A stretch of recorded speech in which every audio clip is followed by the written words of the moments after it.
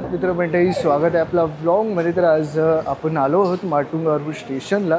तर आज आपण इथे ह्या निमित्तासाठी आलो आहोत की आपले श्री मित्रमंडळ यांनी दीपावलीच्या निमित्ताने इथे दशावतार जे नाटक आहे तिथे बसवलेलं आहे, आयोजित केलं आहे. तर आपण ते बघू. आणि आता आपण माटुंगा स्टेशनला आहोत. पाहू शकता आपला हा माटुंगा स्टेशन आहे. तर आपण आता इथे खाली जाऊ आणि खालून आपल्याला फक्त इथे लेफ्ट गल्ली आहे, जवळच आहे, इथून गल्ली दिसून जाईल तुम्हाला. आता पाहू शकता आपण इथे आलोच आहोत जवळ. पहा, अच्छा. तर इथे हे पोस्टर आहे, श्री मित्रमंडळ आयोजित दीपोत्सव 2025 दशावतार गरुड गर्वहन आयोजित झालेला आहे. आणि हे आपले कलाकार आहेत, त्यांचा एक नाटक कंपनी आपण बोलू शकतो. सिद्धिविनायक दशावतार नाट्य मंडळ आहे, आडवली मालवणचंच आहे, कोकणचं. आणि हे सगळे कलाकार आहेत, पाहू शकता. आणि ह्याच्यामधला जो मेन कॅरेक्टर जे आहेत, जो आपला हनुमान, ते बघू शकता. संचालक श्री शंकर य मेस्त्री आणि श्री विनोद प्र घोणे सहसंचालक आहेत. त्यांनी पुन्हा जो डायरेक्ट केलेला आहे, संचालक केलेला आहे त्यांनी. तर आपण बघू. तर आपल्याला इथून ह्या गल्लीतून आपला जो मेन जो मंडळ, जो आपण स्टेज बोलू शकतो, तो आता इथे आहे आपला. पाहूया आपण इथेच. तर हे इथे पूर्ण त्यासाठी कार्यक्रमाची सगळी तयारी सुरू आहे, पाहू शकता.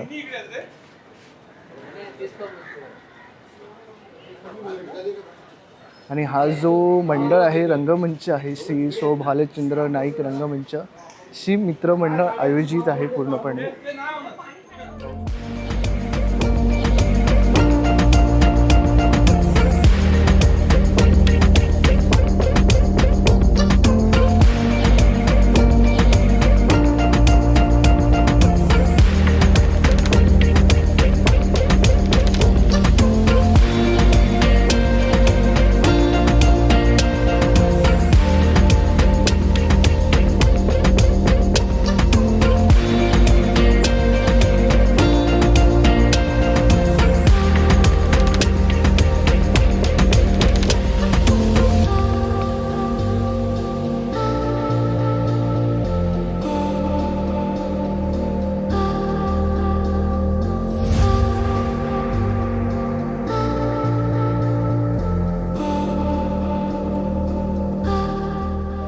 मित्रमंडळी, आपण आता आलो आहोत दशावतारच्या बॅक स्टेजला. तर आपण आता इथे जे कलाकार जे आहेत, ते त्यांची नाटकाची पूर्ण तयारी चालू आहे. तर त्यातील आपण एकाशी संवाद साधू. आपण कसं काय आहे त्यांचा अनुभव वगैरे आपण पाहू या. तर आता आपण मूळ संचालक जे आहेत नाटकांचे, त्यांच्याशी आपण थोडा संवाद साधू आणि त्यांचा जो एक्सपिरियन्स असेल किंवा अनुभव असेल तो आपण पूर्ण ऐकून घेऊ त्याच्याकडनं. बोला. नमस्कार. शंकर मेस्त्री, सिद्धिविनायक दशावतार नाट्यमंडळ संचालक. आज 12-13 वर्ष हे मंडळ आम्ही चालवतो आहे. दशावतार ही लोककला, आणि ती पूर्णपणे लोककला सगळ्यांना, म्हणजे जिकडे कोकणातीलच नाही तर सगळीकडच्या लोकांना समजावी यासाठी आमचा प्रयत्न आहे. आणि त्याप्रमाणे आम्हाला त्याचा प्रतिसादही मिळतो आहे. नाशिक, पुणा तसंच इतरही ठिकाणी आम्ही दशावताराचे प्रयोग करतो. आज जो प्रयोग आहे तो गरुड गर्वर, जे गरुड, सत्यभामा आणि बलराम या तिघांना गर्व होतो. आणि तो गर्व झाल्यामुळे त्यांनी म्हणतात की आम्ही आहे म्हणून हे सगळं आहे, द्वारका जी चालली आहे ते आमच्यामुळे, असं सगळ्यांना वाटतं. त्यामुळे मग तो गर्वहरण करण्यासाठी कृष्ण लीला करतो. आणि मग ते मायावी करून गरुडाचा हनुमंता करवी गर्वहरण करतो. तसंच सत्यभामेचंही आणि बलरामाचंही गर्वहरण होतं. अशा प्रकारचा आजचा नाट्यप्रयोग आहे, जेणेकरून कुणालाही, म्हणजे तो देवाचा जरी अंश असले बलराम किंवा सत्यभामा हे आणि कृष्ण, तरी बलरामाला झालेला गर्व हा, शेवटी गर्व हा चुकी कोणालाच, कुठल्याच संपत्तीचा कशाचाच गर्व होऊ नये, हेच आपल्याला समाजासमोर ठेवायचं आहे. कितीही मोठं झालं तरी शेवटी परमेश्वराच्या पुढे कुणी नाही, हे आपल्याला आज दाखवायचं आहे. ते हे आपलं समाज प्रबोधनाचं हे जे काम आहे ते आम्ही करतो. असं तर आपण जे नाटकामध्ये यांची जी भूमिका असणार आहे वगैरे, आपण ती पूर्ण पाहूच. आणि तुम्ही नाटक जे आहे ते पूर्ण पहा. आणि या नाटकामध्ये पूर्ण तुम्हाला अनुभव घेणं भेटेल. आणि जो दशावतार आहे तुम्हाला पूर्ण बघायला भेटेल. ठीक आहे. आणि हार्मोनियम अजून एक आहेत आपले, त्यांच्याशी आपण विचारूया. या. नमस्कार. माझं नाव विनायक भिडे. या सिद्धिविनायक दशावतार नाट्यमंडळात मी हार्मोनियम वादक म्हणून कार्यरत आहे.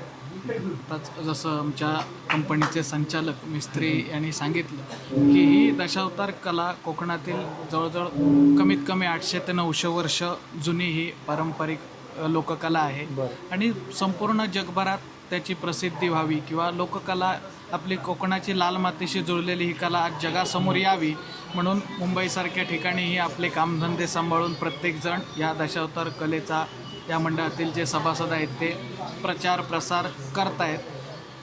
ही कला म्हणजे समाज प्रबोधन करायचं, त्याच्यातून मनोरंजनातून समाज प्रबोधन करणारी ही कला आहे आणि तसाच त्याचा एक आता जो प्रयोग होणार आहे तो त्याच्यातील एक प्रकार आहे, त्याच्यातील एक भाग आहे की समाज प्रबोधन करून लोकांना आपल्या पुराणाची, आपल्या संस्कृतीची, आपल्या जे काही लोककला आहे ह्या लोककलेच्या माध्यमातून पुराण, आपली संस्कृती, परंपरा दाखवण्याचा एक छोटासा प्रयोग असणार आहे. अच्छा, तर आपण ह्या प्रयोगाचे नाटक जे असणे तर आपण पूर्ण पाहू आणि तुम्ही देखील पहा पुन्हा जे आपलं नाटक असेल आणि याचे जे व्हिज्युअल्स असेल ते आपण पूर्ण ॲड केलेले आहेत तेही देखील पहा. तर आपण भेटू पुढच्या नाटकामध्ये आणि त्याच्या प्रयोगामध्ये. चला. गणपती बाप्पा मंगल मूर्ती.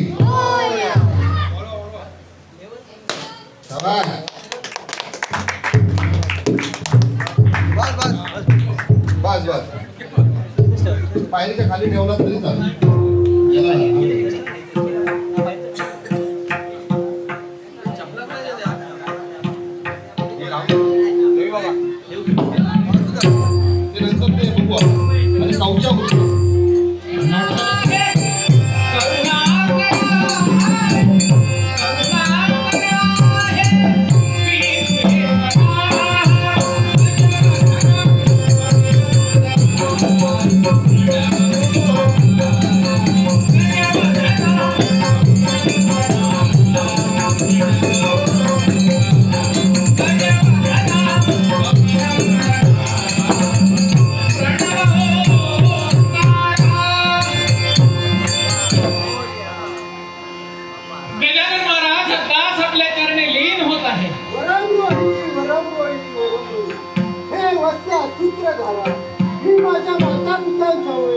कैलास पर्वती तांडव नृत्य पाहत असते तुझी दिनवाणी हाक ऐकून या रंगमंचावर प्रगट झाले. सांग रे भक्ता, हाक घेण्याचे कारण ते काय?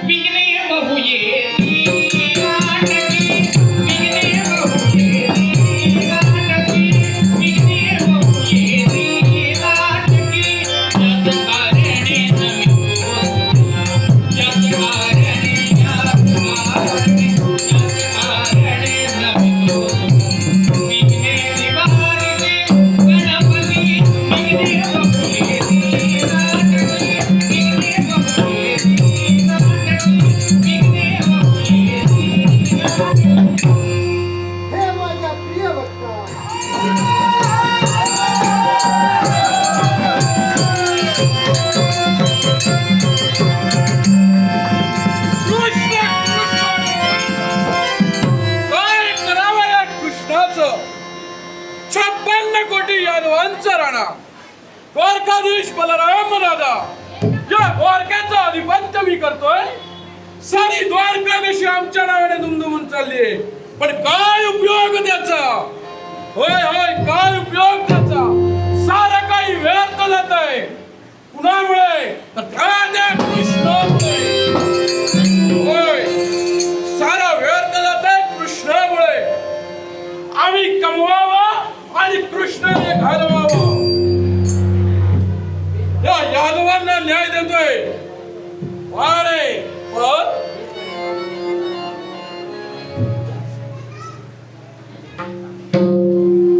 कृष्णा आज देखील फसविलास. होय होय, आज देखील फसविलास. दादा चला, तुम्ही द्वारकेच्या न्याय सिंहासनी बसा. आम्ही येतोय तुमच्या मागून, पण पाहतोय तर काय? अरे भक्तांना दर्शन देण्यासाठी. पण कृष्णा, तुला हा दादा असा सोडणार नव्हे, कारण अरे मी आहे म्हणून द्वारका आहे. होय होय, मी आहे सुटलं भक्तांना दर्शन एवढाच नव्हे तर त्या बायकांच्या महाली जाऊन बसतोय. आज दरबाराचं काही ऐकत नाही. पण कृष्णा, आज तुला हा दादा असा सोडणार नाही. म्हणूनच या दरबारात जमलेल्या तमाम यादवांना हा दादा नाही, त्या कृष्ण दरबाराला सारेजण एकसारखे मुखावटे शब्द निघतायत. तो पहा हरियाणा, तो पहा गोपाळ कृष्णाला. आणि म्हणून या कृष्णाच्या चरणा कमलापर्यंत धाव घेणारे हे 56 कोटी यादव आज एकसारखे स्वतःच्या नजरा या भूमीकडे ठेवून माझ्यासोबत एकही शब्द बोलत नाही. याच्या मुळाशी नेमकं कारण तरी काय याचाच विचार गोपाळ कृष्ण करतोय. कारण कृष्ण येताच क्षणी हे 56 कोटी यादव या देवाच्या दर्शनासाठी देवापर्यंत येत आहेत. पण आजच्या दिनी कुणी मात्र दर्शन घेत नाही. याच्या मुळाशी नेमकं कारण तरी काय? आलं माझ्या ध्यानी, कृष्ण आलाय पण सारेजण माझं दर्शन घेत नाही. याच्या सर्वस्वी मुळाशी कारणीभूत कोण असतील तर सत्ताधीश बलराम दादा. कारण बलराम दादांनी साऱ्यांना आज्ञा दिली आहे. तो कृष्णाला असेल तर कुणी त्याच्याशी बोलायचं नाही. तो कळाला असेल तरी त्याच्याशी कोणी बोलायचं नाही. आणि म्हणून 56 कोटी यादव या कृष्णाकडे पाहत नाही. पण नित्य नियमाचं कर्तव्य, ज्येष्ठ बंधू म्हणे पितू समान, पितृदेवते समान. ज्येष्ठ आपला बंधू हा आपल्या पित्याप्रमाणे असतो. आणि म्हणून माझ्या भातृदेवतेचा मंगलमय आशीर्वाद घ्यावा हेच कर्तव्य करावे. हो दादा, कोण देखील पाहायचं नाही. काय म्हणावं तरी मुखावटे शब्द निघतायत. कृष्णा तुझं तोंड देखील पाहायचं नाही. पण दादा, तुमचा मंगल शांतीचा आशीर्वाद घेतल्याशिवाय माझ्या मनाला स्थिरता नाही. म्हणून दादा दादा दादा दादा दादा दादा दादा एकही शब्द बोलत नाही. रागाने फुगून बसले. पण दादांचा राग दूर करावा, कशा रीतीने दूर करावा पूर्णपणे कृष्णज्ञात आहे. आणि म्हणून दादा, तुमच्या समोर हा तुमचा बंधू अभयदान मागतोय आणि अभयदानाची अपेक्षा करतोय. तेव्हा म्हणतोय अभयदान तुमच्या भात्याला द्या. अभयदान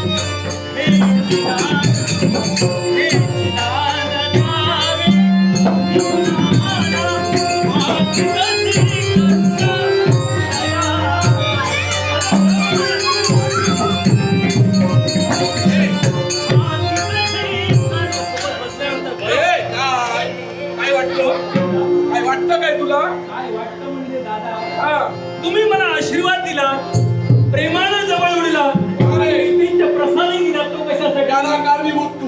काय? हा, याला कारणीभूत तू. याला कारणीभूत मी? हा. दादा मी कसा काय? कसा काय? मी कसा काय? अरे कित्येक दिवस झाले. हा. मला सांग, तुला काय सांगितलं? काय ते? हा? अरे द्वारकेची जबाबदारी घेत नाही. अरे मी आहे म्हणून ही द्वारका आहे. मीही तेच म्हणतोय. हा. दादा कित्येक दिवस मी तुम्हाला हेच सांगतोय. मी आहे म्हणून ही द्वारका ए, आहे. तुम्हाला तू कळत नाही. मग अरे मी आहे म्हणून ही द्वारका मी आहे. तेच म्हणतोय. मी आहे. ए, काय ते? दादा, काय चालू अरे आहे? सुटलं सुटलं भक्तांना दर्शन आले. मी आहे म्हणून. ओ दादा, हा. तुमच्या मस्तकावर हात लय झाले. अरे तेव्हा अजूनही विचार करा. हा, ही द्वारका सांभाळणं म्हणजे कोणी सर्वसामान्य नव्हे. आणि म्हणूनच सांगतोय, काय ते? मी तुम्हाला मंगलमय त्यांचा आशीर्वाद मागितला, तुम्ही येथेच प्रसाद दिला. होय. पण दादा, तुमच्या मनाशी प्रश्न निर्माण झाला हा. असेल. कृष्ण आलाय, पण कृष्णाला येण्यास विलंब का झाला? का झाला विलंब? यालाही कारण- असं कोणतं कारण? यालाही म्हण सांगणार नाही. असं येतच होतो हा. पण येता क्षणी काय झालं माहिती काय झालं? मला सांगा हा. हे सारे आहेत तुमचे यादव हे 56 कोटी यादव. हे 56 कोटी यादव तुमच्या तोंडावर तुम्हाला चांगलंच म्हणत असते होय. तुमचा जय जयकार अरे सारे मोठे. दादा हा. आजकाल लोकांचा रिवाजच आहे प्रत्येकाच्या तोंडावर सारे जण चांगलंच म्हणतात पण मागावून काय म्हणतात याचा प्रत्येकाने विचार करायला हे हवा. कृष्ण. आणि म्हणून हा. तुमच्या तोंडावर सारे जण चांगलं म्हणतात पण मागावून काय म्हणतात हे पाहण्यासाठी हे कृष्णा मी कृष्णा गेलो. हा. मला सांग रे सांग. हे लबडा. काय? अरे हे माझे द्वारकावासी. अरे माझ्या बाबतीत चांगलंच बोलणार. चांगलंच म्हणतात असं तुम्हाला हा. वाटतंय पण काय काय जण काय म्हणतायत काय माहिती का? म्हणतायत? आमचे बलराम दादा हो. द्वारकेच्या राजगादीवर बसल्यानंतर असे दिसतात कसे दिसतं? असे दिसतात अरे कसे दिसतं? असे दिसतात जसा विशाल वटवृक्ष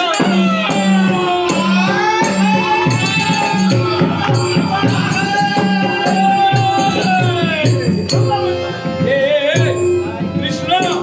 अरे हे तुझे कर्ण फुटले नाहीत कसे? हो दादा कृष्ण हा. मला सांग.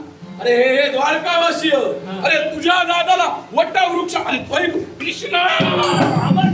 हे हो याला कारण आहे काय ते? तुम्हाला वटवृक्ष म्हणतात म्हणजे तुम्हाला काय वाटतं काय ते? तुम्ही वृक्षाप्रमाणे नुसते बसून असता हे एका जागेवर स्तब्ध असतात मग काय? हो तसं नव्हे मग कसं? यांच्या बोलण्याचं उद्दिष्ट काय माहितीये का काय ते? ज्याप्रमाणे एखादा वटवृक्ष कैक वर्ष राहतो हा. आणि कैक वर्ष राहिल्यानंतर त्याच्या सावलीत सारे जण आनंदाने राहतात हा. तशाच प्रकारे अरे वा.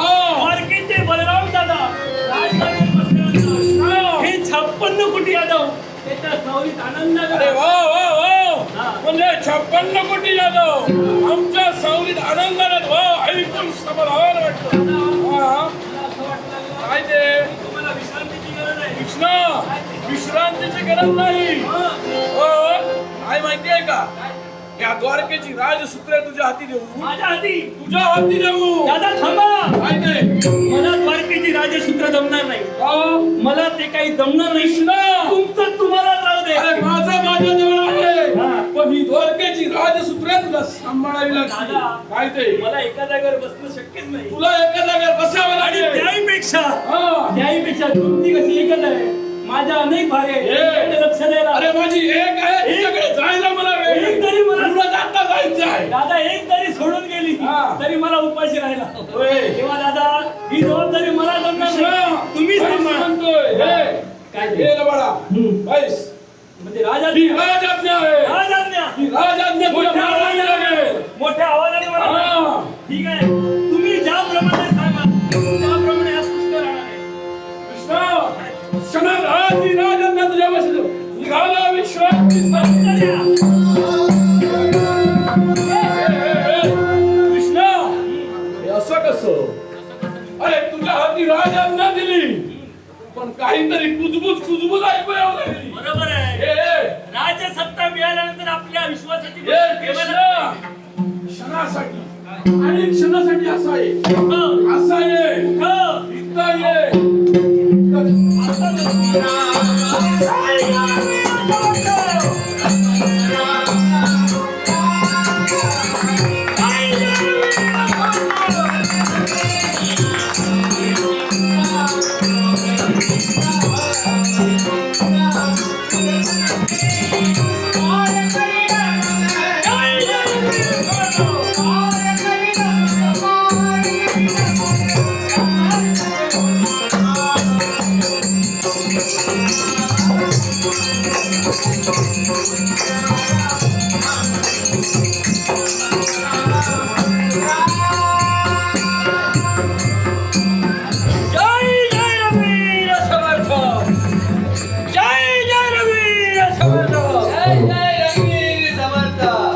एक सारखा विचार करतो आहे त्याचा युग संपून गेलो द्वापार युग सुरू झालो माझ्या प्रभूने मला सांगितलं सत्यवंश रामेश्वरी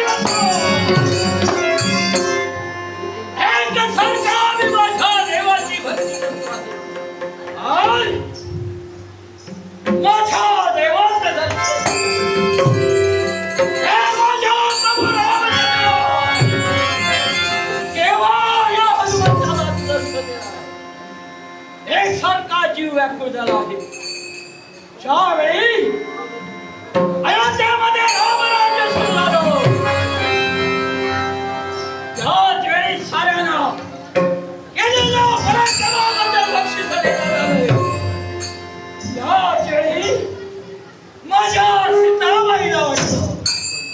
होय माझ्या लाडक्या माझ्या हनुमंताला काहीतरी मला द्यायला हवं. त्याच वेळी सीतामाईच्या मुखातून निघणारे शब्द, हे हनुमंता सांग तुला काय हवं? माझी कोणतीच अशा तऱ्हेची इच्छा नाही मात्र तरी पण तुला काहीतरी घ्यावंच लागेल. आणि सीतामाईने केलं ते काय?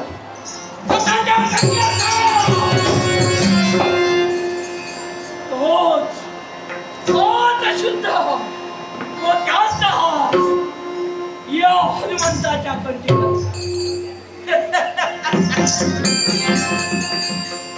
हनुमंताने केलं ते काय? एक एक मोती निहाळून पाहू लागला. मोत्याला तोडण्यासाठी तयार झाला. सीतामाईला राग आला. हनुमंता अरे काय करतोय ते? माते रागावू नकोस माते. प्रेमाने माझ्या कंठी तू हार घातला. पण या मोत्यामध्ये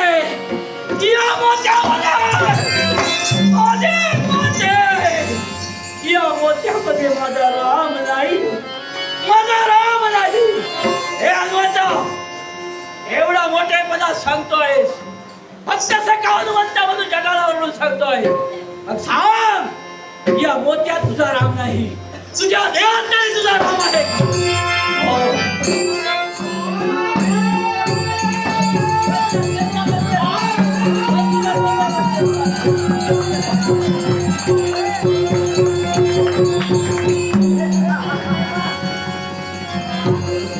नुकताच फलहार करून हा वैल तेल करून विश्रांती घेत असताना माझ्या देवाचे हाक माझ्या करणी पडली. क्षणांचा विलंब न करता माझ्या देवापर्यंत मी आलोय. पण माझा हे माझा देवा हा तुझा भक्त गुरु राजा गेला भक्त आहे. आशीर्वाद आहे. खरंच तुझा मंगलाचा आशीर्वाद मिळाला आणि मला स्फूर्ती आली आहे. तुला पाहून देखील माझा पण आनंद पण तेव्हा सांगले तू दिलेली जबाबदारी मी पूर्ण करत असताना एकाएकी मला हाक दिली. सांग देवा एकच कर्तव्य. माझं काही चुकलं का? चुकलं नव्हे.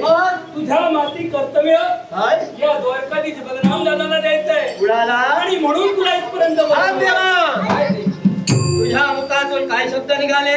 द्वारकाधीश बलराम दादा. द्वारकाधीश बलराम दादा. मला वाटलं तू बोलवलं. अरे कर्तव्य आहे. नाही जमणार. काय जमणार नाही म्हणतो दादा कोण बघू?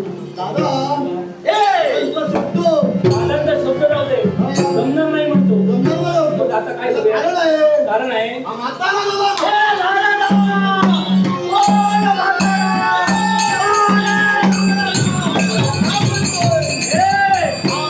ही तुझी जीवा माझी जीवा या माझ्या संस्काराला साठवून टाकते. मला तर असं वाटतंय मी त्याचं निरीक्षण केलं. पायाच्या नखाग्रापासून मस्तकीच्या ब्रह्मरंध्रापर्यंत निरीक्षण करतोय. त्याला जसं मी सांगितलं काहीतरी काम आहे माझ्याकडे. पहा रे पहा त्याचे पाय पहा कसे लटपटू लागले.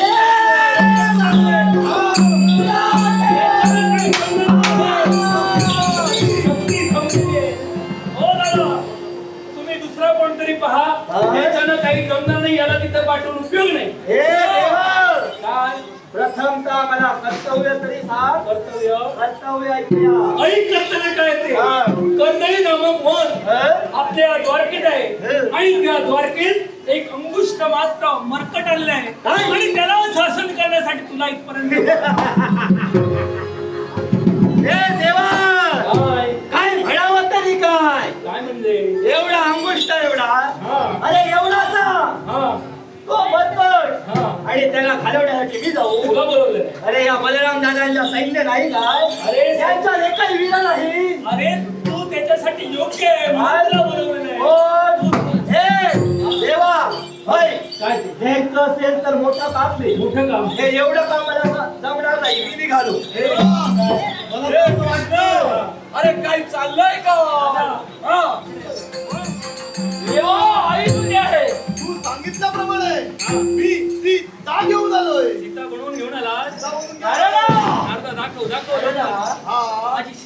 घेऊन आलाय हा. दाखव लवकरात लवकर तुझे पाय दाखव लवकरात लवकर या म्हणतोय. जसं मी सांगितलं होतं, जशी मी सीता बनवली आहे तसा तुझा चेहरा दाखव. हे झालं ना सीतामाई हा हनुमंता सीताबाई पाह.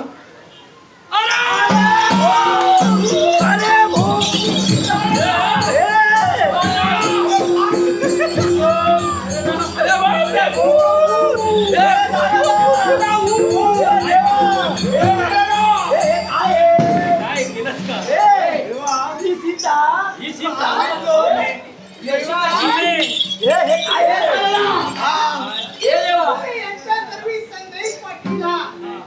सीताबाई होती त्या रूपात पुष्पात्मक तशी होऊन इथपर्यंत यायचं. तुझं तोंड पण पाहिलं सीतामाई कशी होती प्रत्यक्षात पाहिली नव्हती. याने सुचविल्याप्रमाणे मी वेशभूषा केली. तुझी जी काही गडबड झालेली आहे ते अधिकच गडबड झालेली आहे. साहेब, केव्हा? हे सारे जण मला बोध बोलत आहेत. मला कारण आहे. कसे दिसत आहेत? नाही! देवा! देवा! देवा, का असं केलं? देवा, आम्ही प्रेक्षाची रुदन करते आणि या देवाकडे न्याय मागतेस पण सर्वस्वी मुळाशी कार्यरत होते. कारण प्रत्येक वेळी अहंकारानं मंडित झाली. माझ्या पित्याजीनं मला हे दिलं, मला ते दिलं. मी श्रीमंत बापाची लेक, श्रीमंत कन्या म्हणून प्रत्येकाला हे त्रास देण्यासाठी तत्पर झाली. म्हणून तुझ्या बाबतीत देवा, अशा प्रकारे देवा देवा हे काजळ खाली उघडलं ते कशासाठी? त्याला एक कारण कारण कोणतं? असं काय माहितीये का? काय काय नारदाने सारे काही नारदा, कारण सांगितले. असं कशासाठी केलं? असं कशासाठी? हो ते समजलं पाहिजे. ज्यावेळी हा. सीतामाई हा. त्रेतायुगात होती, हा. तेव्हा वनवासात होती. वनवासात होती बरोबर. वनवासात असताना हा. तिच्या डोळ्यातून जे अश्रू बाहेर पडत होते हा. त्यामुळे म्हणजे ती रडत होती. रडत होती. तुझ्यासाठी रामदेवासाठी माझ्या हा. देवासाठी देवासाठी. देवासाठी रडत होती. त्यामुळे ते- रडल्यामुळे तिचं काजळ उघडलं. हा. म्हणूनच हे केलं. अरे काजळ उघडतं पण एवढं उघडतं आहेच का? काजळ उघडत एवढं झालंय. एवढं झालं. अरे इतका भूत बनवला तू. देवा तेव्हा मी आपल्याला विनंती केली. खरंच, एक स्त्री जीवनात मी जन्म घेतला. लहानाची मोठी झाले, पित्याने आपलं कर्तव्य केलं. तेव्हा माझं थोर भाग्य म्हणून आपण मला देव विश्वास ते देव कधी नसतात. आणि म्हणूनच मी तुला सांगतोय. पण सांग. मला झालेला गर्व हा अहंकार, या विश्वामध्ये अहंकार नसावा, गर्व नसावा, अभिमान असावा. पण तो कसा, त्याच्यामध्ये सुद्धा माणसाला सहानुभूती असावी. सत्य काय असत्य काय आणि परोपकार याप्रमाणे वर्तन करावं. कुणाला तरी जर मार्ग दाखवायचा असेल तर सत्मार्ग दाखवावा आणि तिने कधी चालू नये. आणि माझ्यासारखा कोणीही अभिमान ही गर्व करू नका. गर्वाचं घर नेहमी खाली असतं. हे केवळ माझ्या प्राणघातांमुळे हे झालेला माझा अहंकार, ह्या अहंकाराचं निर्मूलन करण्यासाठी माझ्या देवाने एवढंच नव्हे आमे तुला झालेला गर्व तुला समजला आहे पण माझी इच्छा अधुरी राहिली. या सगळ्यांची इच्छा आहे. एवढं रुक्मिणी, जशी असशील तशी आहे. लवकरात लवकर ये.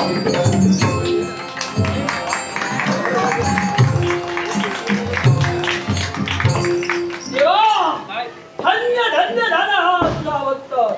आज त्रेतायुगापासून या युगापर्यंत एका निष्ठेने इच्छा तुझ्या या रूपाची मी वाट पाहत होतो.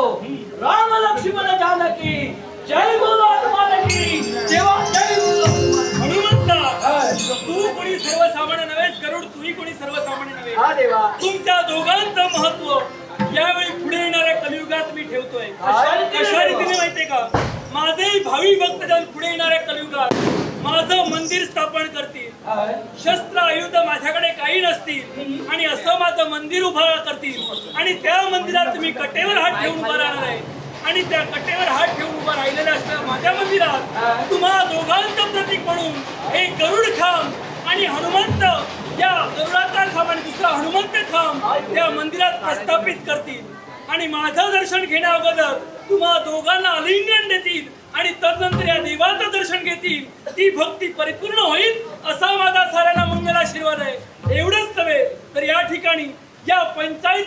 दर्शन म्हणजे हे दोन देव आणि आम्ही त्रयदेवता या साऱ्यांचं दर्शन साऱ्या अखिल भक्तजनांना देऊन साऱ्यांच्या इच्छा पूर्ण करण्याचा आशीर्वाद मी साऱ्यांना देते. तेव्हा धन्य धन्य बाबा मी धन्य धन्य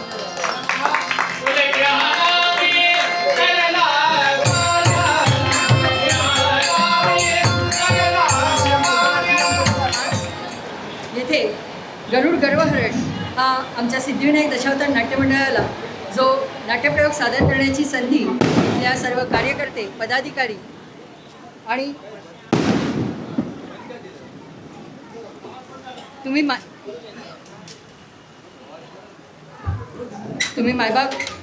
मायबाप रसिक प्रेक्षकांनी हा जो उदंड प्रतिसाद दिला त्याबद्दल तुम्हा सर्वांचे आभार मानून हा नाट्यप्रयोग संपला असं जाहीर करते. धन्यवाद.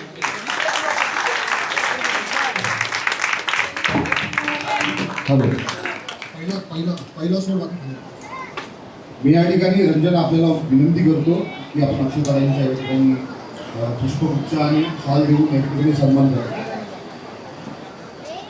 कार्यकर्त्यांना विनंती आहे भैया.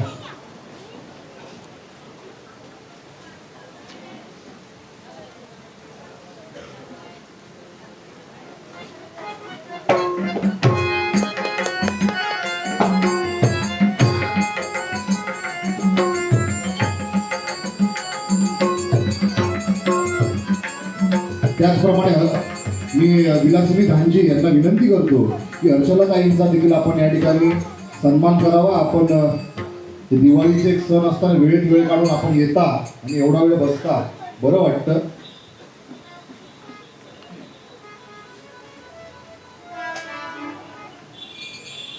मला वाटते हर्षलाताईंबरोबर अनेक कार्यकर्ते देखील आलेले आहेत, त्यांचंही स्वागत आहे, मनापासून स्वागत आहे. त्याचप्रमाणे अक्षताताईंसोबत आमचे आशिष जानी, जरा उभे राहा आशिष जानी, तुम्ही उभे राहा. हे गुजराती स्टेटचे ॲक्टर आहेत, गुजराती स्टेटचे ॲक्टर आहेत आणि ते खास करून मला म्हणाले होते की मला त्याच्यावर थोडं तरी बघायचं आहे आणि ते या ठिकाणी आलेले आहेत. त्यांचं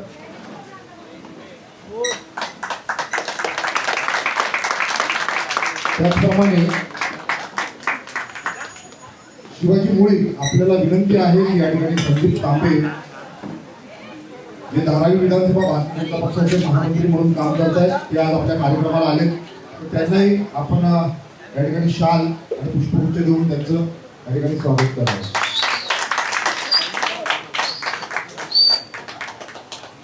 मित्रमंडळी, आपलं जे नाटक आहे दशावतार नाटक जे पूर्णपणे संपलेलं आहे आणि प्रेक्षकांना आपण विचारू कसं नाटक त्यांना आवडलं आणि कुठली भूमिका त्यांना आवडली आपण विचारू. तर तुम्हाला नाटकामधलं कुठली भूमिका जास्त आवडली? पहिलं म्हणजे नाटक हे म्हणजे दशावतारी नाटक म्हटल्यानंतर खूपच आम्हाला आनंद झाला. आणि प्लस ह्या नाटकामध्ये म्हटलंच तर हनुमानाची हे होती ते छान होतं खूप. बलराम पण छान होता, सगळे छान होते. कृष्णाची पण छान होते, सगळे छान कृष्णाची भूमिका वगैरे छान. आणि जे पूर्ण नाटक तुम्हाला कसं वाटलं की पात्र वगैरे? मस्त, म्हणजे आम्ही खूप वर्षांनी असं गावी गेल्यासारखं गावी गेल्यासारखं. दशावतार नाटक हे श्री मित्र मंडळाने दशावतार नाटक जे ठेवलं ते चांगलं आहे आणि मला ते आवडलं आणि सर्वांना आवडलं. मला ते आनंद वाटतं, एवढंच बोलतोय मी. आणि त्यातली भूमिका कुठली आवडली तुम्हाला जास्त? तसं म्हटलं श्रीकृष्णाची बी आहे, हनुमानची आहे, परत लक्ष्मणाची आहे, सीतेची आहे आणि भामाची बी आहे. भामाची. आणि बलराम तोच आता लक्ष्मण झाला. ठीक आहे. तुम्हाला कसं वाटलं नाटक आणि कुठली भूमिका आवडली तुम्हाला जास्त? खरं तर नाटक हे आम्हाला खूप आवडलं आणि त्यातली भूमिका म्हटलं तर आम्हाला हनुमानची भूमिका ही आवडली. आणि खरं म्हटलं तर आम्हाला जे आमच्यातला गेलेला मित्र आमचा जो विलास पावसकर, खरं तो म्हणजे एक बोलतात ना जिवंत करूनच त्यांनी या मंचावर आणला, आम्हाला त्याची आठवण करून दिली. व आमचा जो अधुरा राहिलेला कार्यक्रम खरंच या मंचाने म्हणजे या कार्यक्रमाने जो पूर्ण केला, खरंच त्यांचे खूप खूप आभार. आणि आम्हाला हा दशावतारचा नाटक खूप आवडला, खूप मनापासून. आणि तुम्ही सांगू शकता काय भूमिकाबद्दल आणि नाटकाबद्दल काही? खऱ्या अर्थाने कसं आहे की ज्या आम्ही ह्या रंगमंचाला किंवा आमच्या या व्यासपीठाला जे नाव दिलं आहे आजच्या दिवसाला, स्वर्गीय भालचंद्र नाईक रंगमंच, ह्याच्या मागे मोठे कारण आहे ना. ते भालचंद्र नाईक अशी म्हणजे असं एक व्यक्तिमत्व होतं की ज्यांनी शिवाजी मंदिर ह्या नाट्यगृहामध्ये डोअरकीपरचं काम चालू केलं. Door keepers. हां, आणि त्यातून एखादी व्यक्ती, तळ कोकणातनं आलेली ही व्यक्ती, ज्याला म्हणजे मराठी बोलताना देखील एखादा मालवणी शब्द त्यांच्या तोंडून येतो, बरोबर आहे, आणि असा व्यक्ती की सहज ओळखता येतो हा कोकणातला आहे. बरोबर. जे कोकणातला माणूस कसा असतो, लगेच ओळख. हंसासारखा. आतून बाहेरून जरी काटेरी असला तरी आतून तो मऊ असतो ना. पण त्या माणसाला जराही गर्व नव्हता की त्यांनी एक पायरी चढली होती. प्रत्येक नाट्य क्षेत्रातला मोठा कलाकार देखील भालचंद्र नाईक साहेबांना ओळखत होता. बरोबर. आणि त्यांना कुठेतरी वाटत होतं की ज्या वस्तीमध्ये मी राहतो, म्हणजे त्यांनी जर विचार केला असता ते उच्चभ्रू वस्तीत गेले असते. त्यांची मुलं शिकून वगैरे चांगल्या ठिकाणी राहतात. पण नाटक एखादं करायचं असेल तर त्याच्या पाठी असणारी जी खरी मेहनत असते ती म्हणजे आमचे हे सर्व सदस्य. ज्या सदस्यांनी दिवस रात्र मेहनत करून हा नाटक यशस्वीरित्या पार पाडण्यासाठी जीवाचे रान केले, त्या सर्वांचं मी मनपूर्वक आभार मानतो. आणि कसं आहे की नाटक करणं, आपण प्रत्येकजण नाट्यगृहात जाऊन बघत असतो, पण नाट्यगृहामध्ये सर्व गोष्टी तिकडे ऑर्गनाईज असतात. इथे बॅनर ठोकण्यापासून ते खुर्च्या मांडण्यापर्यंत, झाडू काढण्यापासून ते प्रत्येक गोष्ट जी बोलतात ना आत्मीयतेने ह्या मुलांनी केली, त्या मुलांनी जी केली ती बोलतात ना त्याचं मोल बाकी कशात नाही आहे. बरोबर. जे काम बोलतात ना आपण बाहेर 2 पैसे दिल्यानंतर आरामात होऊ शकतो, पण जे स्वतः मेहनत करतो स्वतःची वेगळीच आपुलकी असते आणि त्या सर्वाची बोलतात ना फळ हे आपल्याला आजच दिसलं. पूर्ण जो नाटक जे आहे आपले जे दशावतार नाटक जे पूर्ण साकार झालेलं आहे आणि स्वर्गीय भालचंद्र नाईक रंगमंच ह्या ज्या रंगमंचावर हे पूर्ण सादर झालं आहे ते खूप उत्कृष्ट रीतीने पार झालेलं आहे. तर अशाच आपण व्हिडिओ रेकॉर्ड करत राहू आणि ही व्हिडिओ तुम्ही पूर्ण पाहिले असेल तर तुम्हाला खूपच आनंद झाला असेल. आणि याचे जे पात्र जे आहे त्याची भूमिका जी आपण सादर केली, जी ह्या कलाकारांनी पूर्ण जे मनापासून जे इथे दाखवलेलं आहे, जे रंगमंचावर आपण पाहिलं, त्यासाठी तुमचा खूप धन्यवाद. आणि असेच व्हिडिओ आपला येत राहतील आणि हा व्हिडिओ तुम्ही पुन्हा पाहिला त्याबद्दल तुमचेही आभार. तर ठीक आहे, आपण पुढच्या व्हिडिओमध्ये काहीतरी नवीन असं आणत जाऊ आणि चांगल्या रीतीने आपण करत जाऊ. तर हा व्हिडिओ आपण संपवून आपण तुमचे आभार मानत आहोत. तर ठीक आहे, आपण भेटू आपण पुढच्या व्लॉगमध्ये. तोपर्यंत बाय बाय. जय महाराष्ट्र, जय हिंद, जय महाराष्ट्र.